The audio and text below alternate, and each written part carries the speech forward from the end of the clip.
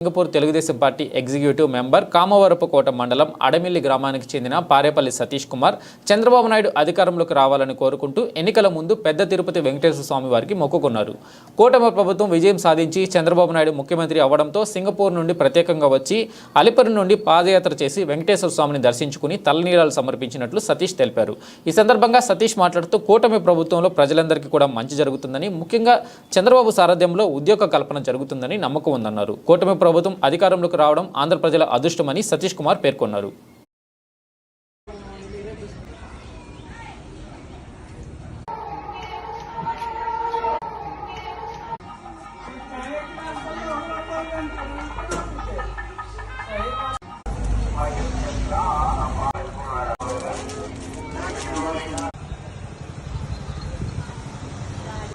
हाँ जी।